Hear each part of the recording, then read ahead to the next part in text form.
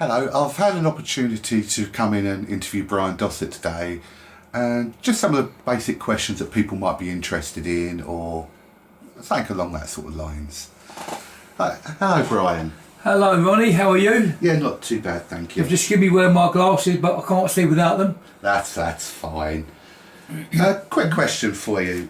First of all, on the 20th of February 2020, you'll be celebrating your 80th birthday. You try and have a gathering every 5 years or so. So you invite your martial arts family and your own personal family. Will you be trying to do this for your 80th? Well, no, not this time. I've had enough of organising my celebrations while other people enjoy themselves. I end up doing the work. For example, I've been to so many surprise parties in my lifetime, and I quite envy them because no one has ever done a surprise party for me, and I find that quite hurting, really. So no, when I'm 80, I'm going to be selfish. Over to you, Ronnie. That's fair enough. Bit of question about your history in the past. You started judo when you were 5 years old, boxing when you were 10, wrestling at 12. During your youth you also did karate along with other martial arts. What actually made you decide to put it all together into a system? Well, put it this way, I can only look at a lifetime period, and let's take a ruler for example. If we look at a ruler here, it's 12 inches, and if I had to look at where my lifetime is on this ruler, it'd be about 10. So I've only got 2 inches left of my lifetime. But looking back, all them other inches is what you're talking about. And it's quite difficult because when I started judo, I was 5. I can remember that because it was just after the Second World War, and although I was only young, between 3 and 5, I even see lots of things going on around me. Noise, bombs, surroundings, everybody's rushing around. It was a real confusion. And it was a period when we started settling down after the war, and my dad made me go to this local judo club, which I went to, and I've become quite good at it. And at the end of the day, I was 12 and I was doing them boxing techniques. And then I become a youth and couldn't settle down. I was a very naughty boy at school. People couldn't handle me. I was naughty. And I was streetwise. I could really fight when I had to fight, and I always used to lose fights, and against the bigger boys. But they all knew that don't mess with Brian Dossett because he'll fight you back, and they wasn't used to that. And then there was something about me that wanted to go into the combat side, the boxing and the judo, and the Vikings and all the films. So my dad said to me, why don't you become an electrician? Which I tried. It wasn't me. I couldn't work that way. So that resulted in me going into the Merchant Navy. At 15 years old, I was one of the youngest Merchant Navy members in the Merchant Navy in them days. And that's when it all happened.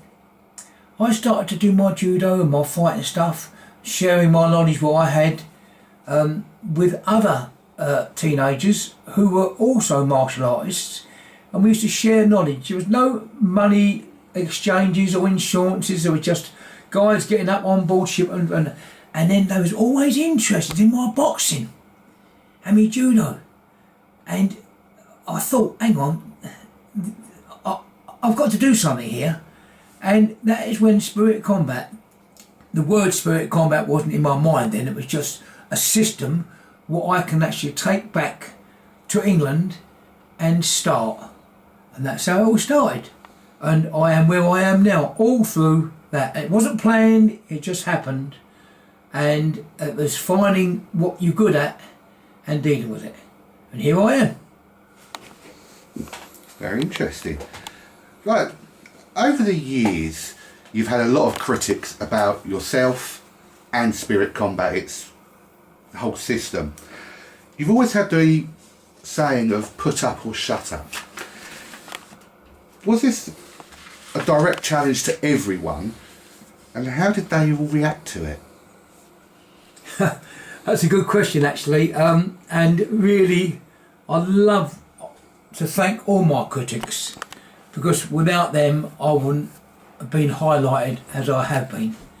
I had to deal with them. We had no technology in them days, it was all letter writing and magazines, and the people that used to knock me always used to use the magazine letter pages, and it's quite important. And I've got a couple of things down here actually, where we had to go into the National Theatre. I had to go out to show myself, because the people that knocked me never ever knew me.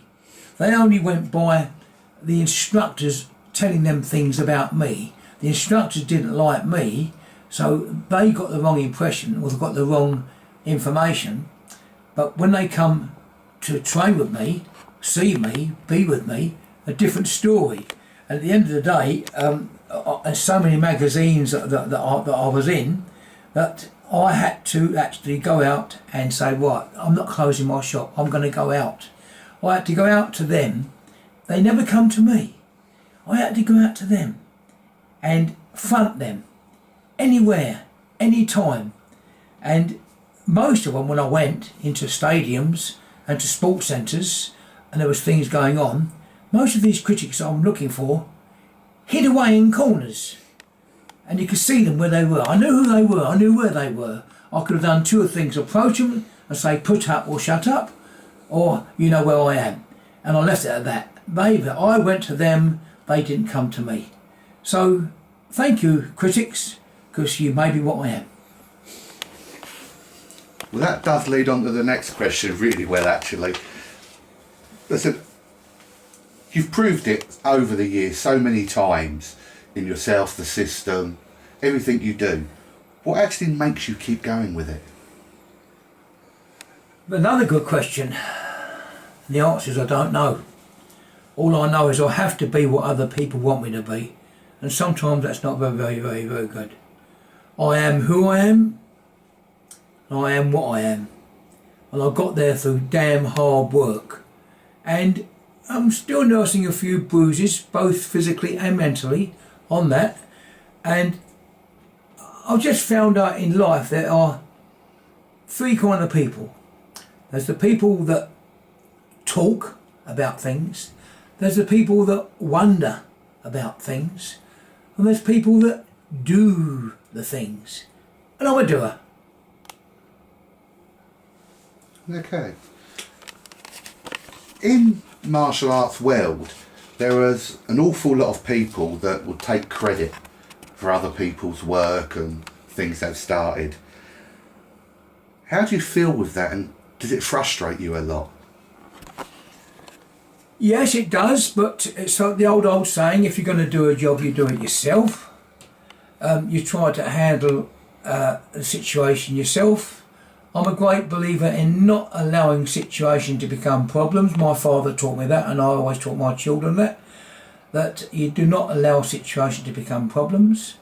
But when you're in an organisation, or you're a leader like me and have big responsibilities, you have to delegate your responsibilities. And sometimes delegating your responsibilities meaning you stepping back.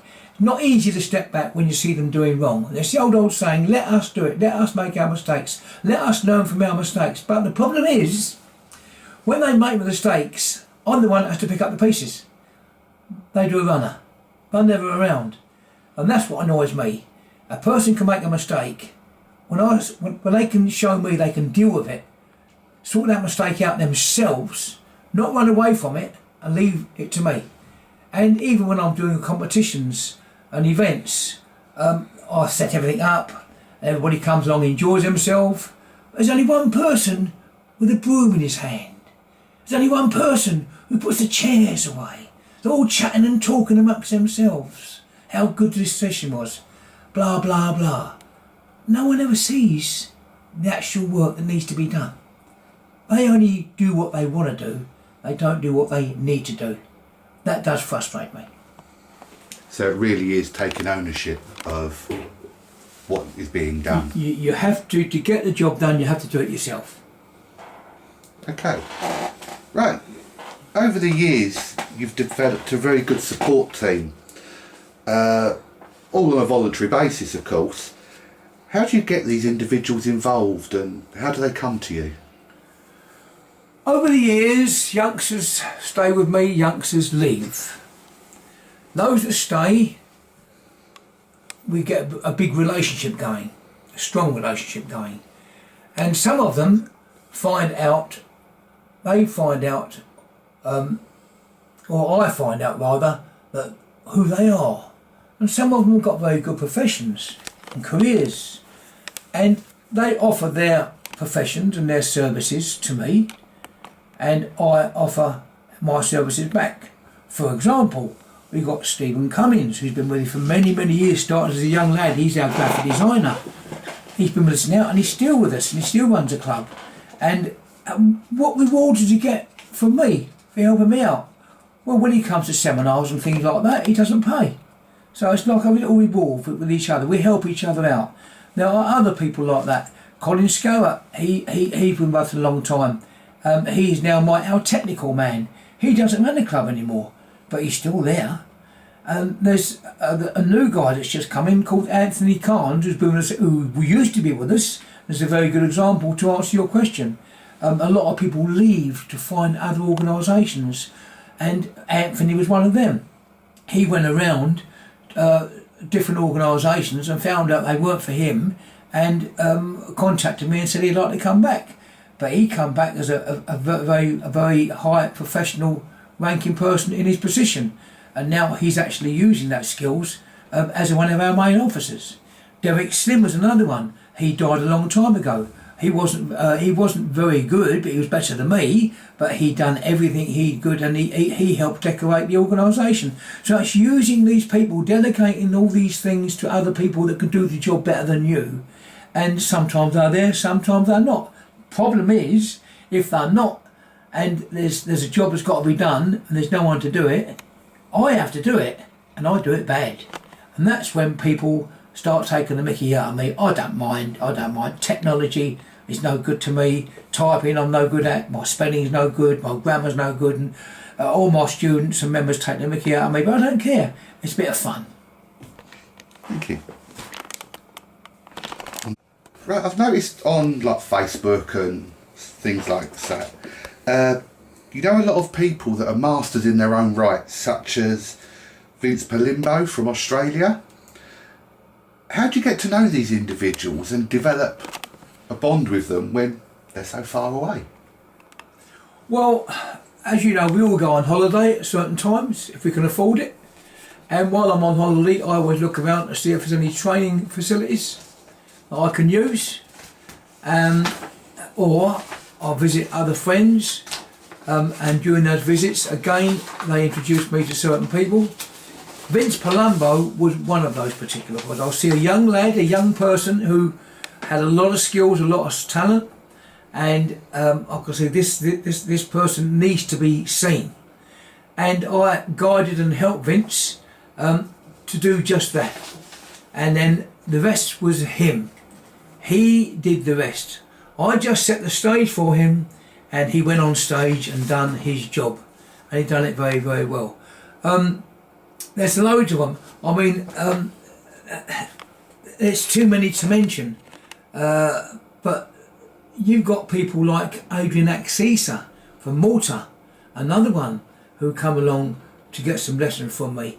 What he liked, what I see in him I liked. We put it together. I went over to Malta, set the stage again, and Adrian has done the job. So all I do is meet these people, set the stage, show them what they can do, what's possible, and if they've got the ability to do it. Now Australia had the same opportunity, but Australia didn't come up with the goods. Vince is Australia, he did, but there was other opportunities for other people to do, and they just couldn't handle it. And it's all about, again, ego. If you've got ego and you can direct it in the right way so people can see your ego, then that ego turned into something great. Vince Palumbo is a very, very good example. Adrian Axisa is another good example. India, South Africa, New Zealand, they're all examples of what can be done if you allow your spirit to flow. And these people come into my life via mistakes, via opportunities, and at the end of the day, we come together, we work together, and we are where we are now. So when I'm dead and gone, I know that I can leave my mark behind. You mentioned other officers in the organisation. Could you divulge a little bit more on them and some of their roles they play? Well, there's been so many that come and go, but there's one particular person that's been with me for a long, long time now, and in reality, he's made the organisation what it is, especially European-wise, and that's Jim Cochran. He come to me as a student, and he thoroughly enjoyed what he see. He stayed with me a long time, and he used his own finances to stick with me, travel with me. He learnt so much. He become like a younger brother, really. At the end of the day, he made his own contacts, and they were in Europe, and he's now promoting the organisation Spirit Combat European-wise in such a way where I couldn't have done that. Now, it's something that somebody's got hold of other contacts, and he's developed those contacts. And one is Jen from Sweden, and a few more other people that I don't really know, and Jim does, and that's good because it's not all about me now. It's about other people. And we've got new Kanchos coming along, we've got new Sokis coming along. Soki Bill Cox has just been taking over my role, and although we've got Sokis and we've got Kanchos, they are only figureheads. They have no voting rights. They are just there as a figurehead. They have no voting rights. I'm a Soki of Mass and Martial Art All Souls. Bill Cox is a Soki of Spirit Combat International, which I used to be. We're looking for a new Kancho now. All these things is all about promoting, getting things sorted out, putting people in the right positions, and as long as they know that their positions have a role, and they mustn't go over that role. So, you know, Jim Cochran has got the role of the world coordinator, because he's coordinating our organisation throughout the world. So to answer your question, yeah, let's have some more of Jim Cochran's coming in. Well, as you mentioned, Jim, I've known Jim for quite a few years now, and he is a great martial artist, and he's a nice fella as well. But what is the sort of goal now? Where do we push on to?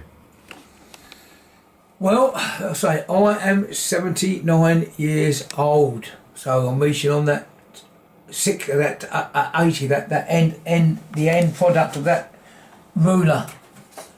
I'm nearly there, and it's very worrying to know what to do, where to go.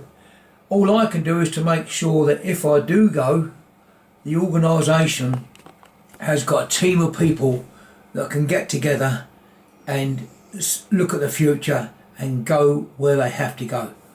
I'm no longer here. But while I'm here, I'm going to keep hold of the reins and hold them reins in when I feel they need holding in, and let them go when I feel they need to go. So to answer your question, there's still a lot to do, and if people think that being 79 I'm too old, let them think again, because there's stuff that I know that I haven't even touched yet for people to learn. Well, it does sound like there's going to be a lot of busy time coming up. And that does bring me on to the next question. One, will you stop? But will you actually ever take that back seat and semi-retire as such? Yes, I've taken back seats in quite a few things, like the British Kickboxing Union, BKBU. The person that's in charge of that is Greg Bradbury. I know if anything happens to me, Greg will make sure that that area of the organisation will continue. You got Gary Taylor from the Midlands. He will look after the combat jiu-jitsu side. So yes, I have taken step backs and given to people, but I'm still there to set stages for them to be in a position to show themselves off, to allow their ego to flow. And now I've stepped back from being a Soki from Spirit Combat. Soki Bill Coxon, I was taking a step back. But just by taking a step back, it doesn't mean to say that I'm dead. And that's very important to understand that. I'm still here. I'm still floating. In some cases, I get on people's nerves. In some cases, people say I interfere. In some cases, they say that I know it all. You won't give them a chance. We argue, we discuss. Although we argue, we never fall out. The people that fall out are the people that I don't want. And we've had some of them, they're no longer with us. They either go because I don't give them what they need, but they only want what they want. And we all know who they are, but that's their fault. They go and I don't see them again. I will be here even when I'm dead and gone, and that makes me feel good. Well, you certainly say what you think, and it does cause a bit of controversy at times, but that's pretty good. But that does bring on to the next question. What happens when you do go? What is is there a longer plan around, or? Well, put it this way. It's like moving a house. When you move a house, you fall in love with the house you're in. You get used to the house you're in. When you move house, you then start all over again. But you've still got your mind on your old house. And when you go back and you see people change that house, they've changed the garden, they've changed the way it is. It hurts a little bit to see that all your hard work that you put into that house is no longer there. So that's the same situation I'm in now. I don't know what's going to happen when I'm dead and gone. All I know is that I will leave it in a strong position. And if others want to go and perfect that position, fantastic. If they want to go and ruin that position, that's life. Oh, very interesting. Quick question about your teaching style. Everyone that I've spoke to and that I know says you've got a way of teaching that makes things look very easy, but quite often leaves people feeling a bit baffled by how easy it was you got to that point. Could you sort of divulge a little bit about how you do it? Yeah, simple question. And that is, people complicate simplicity. I don't. I can and I do if they need to. For example, if a black belt thinks he knows it all, I will show them the same technique that he thinks he knows, he doesn't know. I will complicate it for him so he can understand that no, you don't know. And all I can do is put it like this. If you had a car and I had a car, you had a racing car and I had a broken down old car, a three-wheeler on me line. We both decided to go to the coast. You go your way, I go my way. You'll get to the coast first and you'll be sitting looking at the sea, puffing and panting because you got there first. I arrive an hour late. You say to me, oh, I've been here a long time, I got here first. I will say to you, yeah, but what experience have you had? All you've seen is a motorway. I've seen the cows, I've seen the sheep, I've stopped at a country pub, I enjoy the surroundings. Although I got here later than you, I've got more knowledge than you. So that's how I teach. I will teach people stuff they think they know, they don't. And how to do that? KISS. Keep it simple. KIS. Nice. Where you've taught a lot of different people and they find that after so long they just go off and leave, how does that make you feel about it? I smile because I know that they've left because they haven't got what they needed. Although I was giving them what they needed, they didn't know that. Some I am proud of because they want to leave and I give them my blessing and they go and do what I did years ago. They create their own thing and they do it very well. Ian Gouldy is one particular case.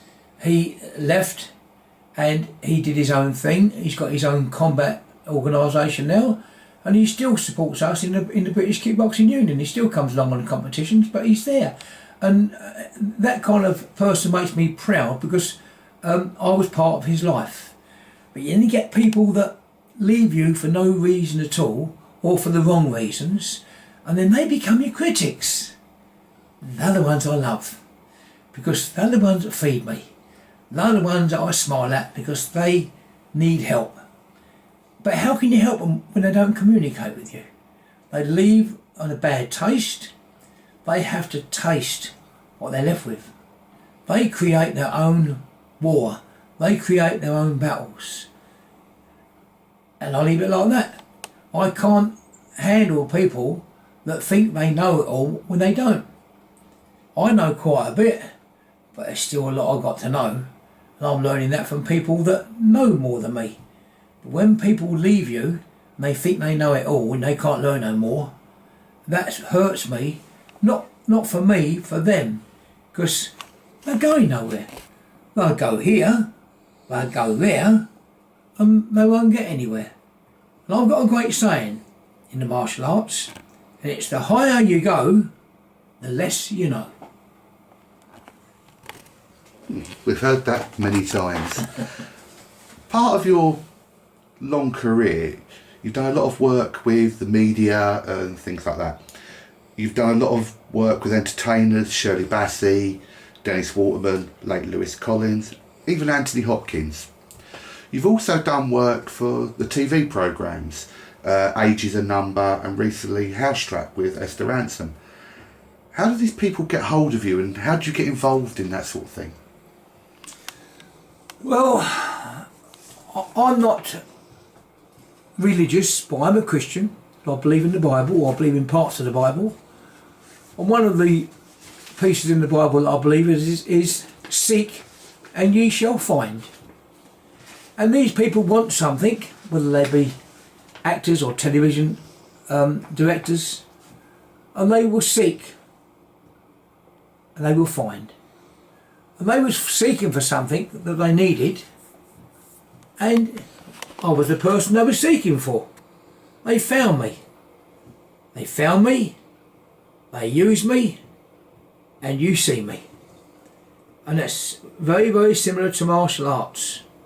We have to find the people. We have to catch the student before we can educate them. Catch them first, then educate them. So I seek for members. They come to me. I teach them what I know. They go away and teach what I taught them. And that's what it's all about. It's all about you being there at the right time in the right place. And I was lucky because I could announce myself on the television media. That doesn't mean to say that everybody on television are the best. It just means saying I had a lucky trip in my life, and that was part of it.